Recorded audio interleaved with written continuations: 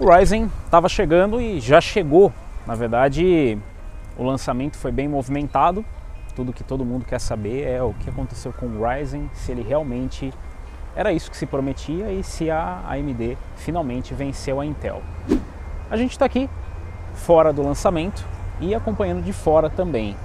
Claro, não testamos o processador, mas nós já temos os resultados e não são poucos. Diversos testes saíram, afinal são vários processadores lançados, desde os Ryzen 5, na verdade desde os Ryzen 3 com as APUs, chegando até os Ryzen 9, ou seja, um refresh das linhas anteriores e uma nova seção da linha de processadores da AMD que acabou sendo adicionado com o Ryzen 9.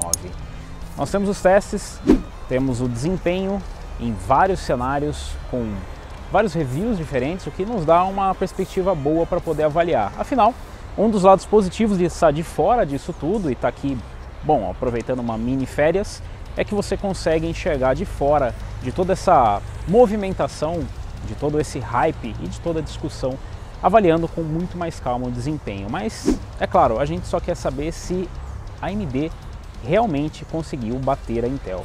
Com mais de 20 anos no mercado internacional, a Deepcool é líder em tecnologia e inovação na área de refrigeração para seu computador. Confira mais no link na descrição desse vídeo.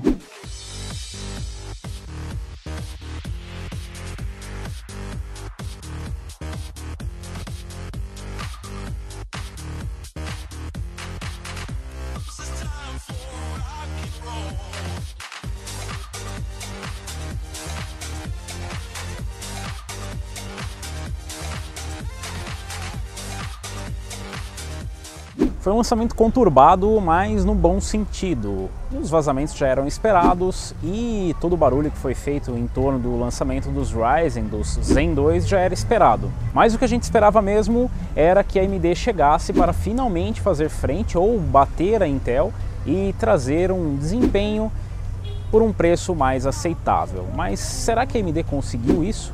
Bom, a gente viu aí vários testes de lançamento, afinal nós temos um lineup bem completo da AMD lançado na terceira geração, com processadores desde a linha Ryzen 3 até os Ryzen 9. Tivemos um refresh ali na parte de baixo com as APUs, utilizando basicamente o que nós já temos hoje com as APUs Vega integrado, e tivemos a inclusão dos Ryzen 9 no lineup. Mas os Ryzen 9 vieram basicamente para incluir uma faixa de desempenho que a AMD não possuía, com o Ryzen 9 3900X e o 3950X, que deve chegar um pouquinho mais tarde. O papel do Ryzen 9 3900X, num primeiro momento, seria fazer frente ao i9 9900K, mas fica um pouco confuso, já que o 3950X também deveria fazer um papel parecido ou começar ali a enfrentar os high-end da Intel.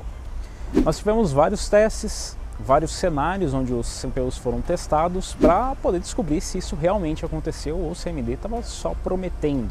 Se nós teríamos uma repetição do que tivemos nas gerações anteriores, onde no pré-launch parecia bem interessante com os produtos de marketing, mas no final era um pouquinho diferente o resultado.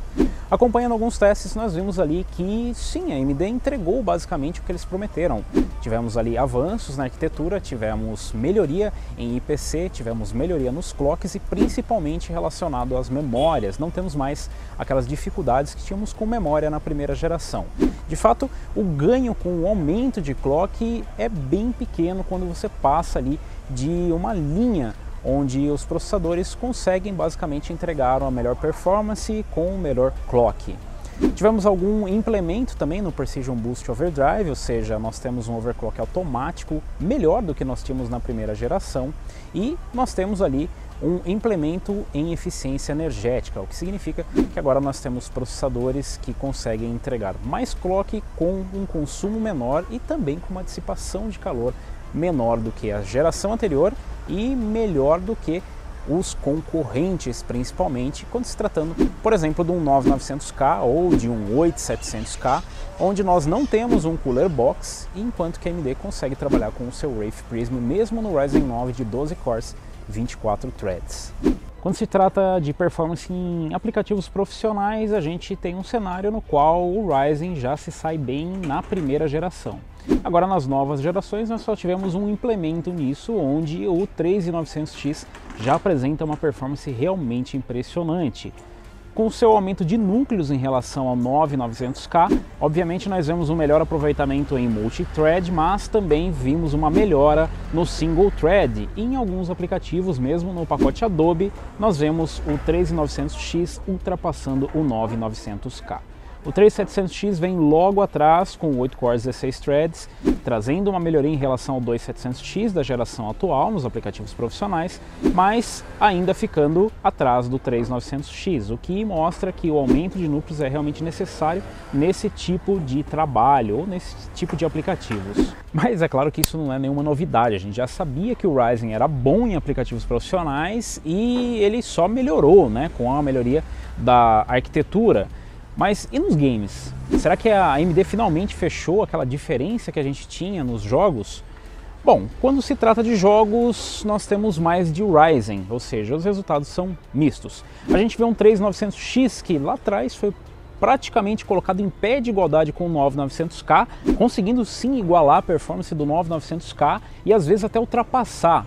Mas às vezes é uma colocação bem importante. Às vezes a gente tem um 3900X melhor do que o 9900K, às vezes a gente tem um 3900X que fica bem atrás de um 9900K. A curiosidade mesmo foi ver o 3700X, que conseguiu equilibrar aí. Aqui o motoboy está no seu habitat natural, né? Eu que sou intruso, né? É verdade. Interessante mesmo foi ver a performance do 3700X nos mesmos jogos, onde ele não consegue, obviamente, chegar no 9900K, já que nem o 3900X consegue, mas ele consegue um bom equilíbrio, ou seja, ele tem uma performance superior ao 2700X, a quem ele substitui, e consegue ficar bem próximo ali dos concorrentes.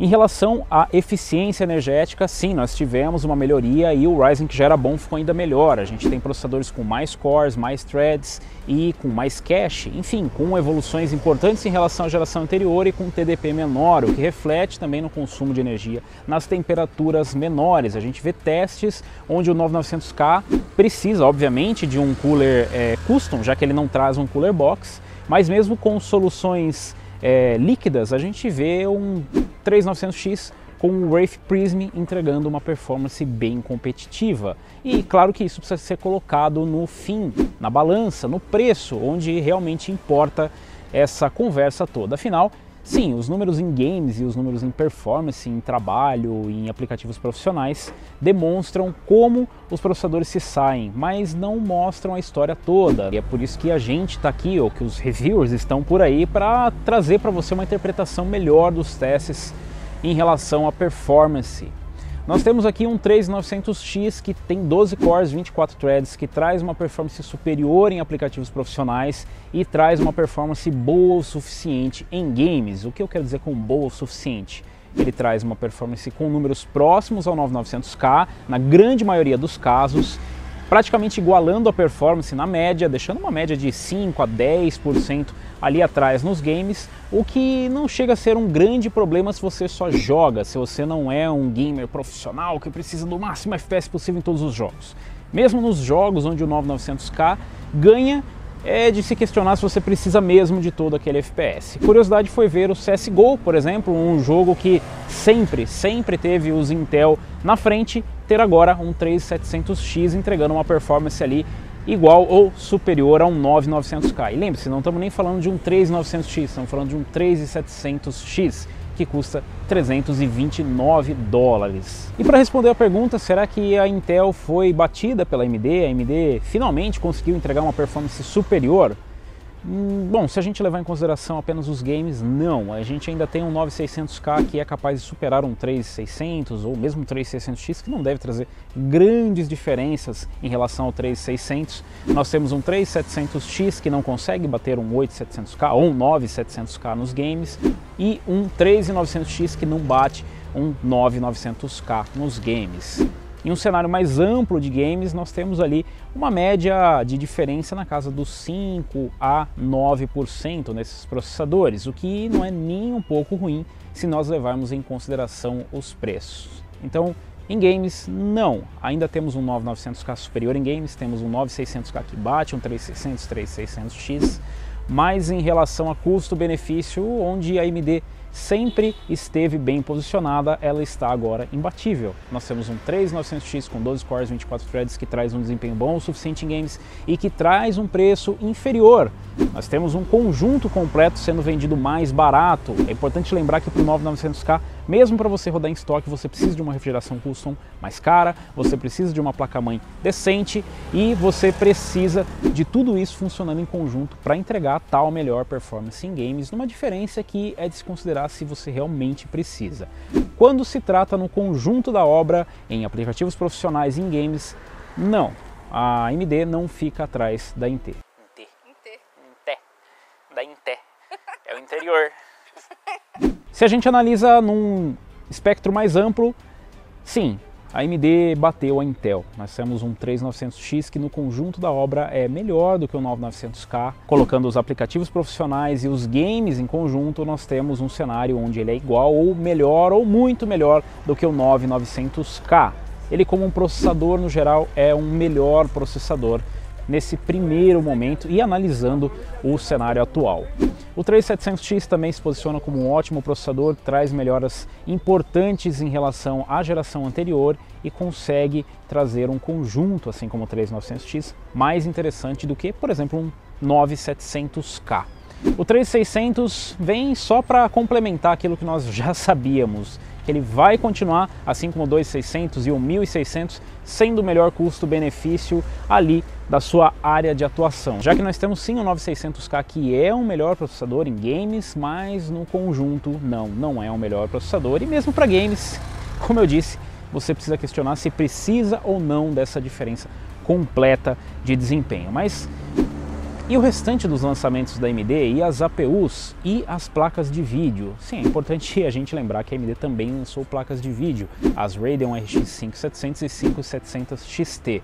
E, bom, elas na verdade surpreenderam mais ainda do que os processadores, já que num primeiro momento, no lançamento, o que decepcionou foram os preços e graças ao rodo que a Nvidia passou na AMD, soltando as suas RTX 20 Super antes do lançamento, a Nvidia acabou ajudando a AMD com as RX 5700 e 5700 XT. Isso porque a AMD anunciou um corte de preços que posicionou bem mais próximo da realidade que nós gostaríamos de ver as RX 5700. Em performance final, nós temos um cenário muito interessante, onde a 5700 bate a 2060 em todos os cenários praticamente, com algumas exceções, consegue ali encostar ou fazer frente a uma 2060 Super, e nós temos uma RX 5700 XT que bate a 2070, que faz frente a uma 2070 Super e consegue encostar ali numa RTX 2080.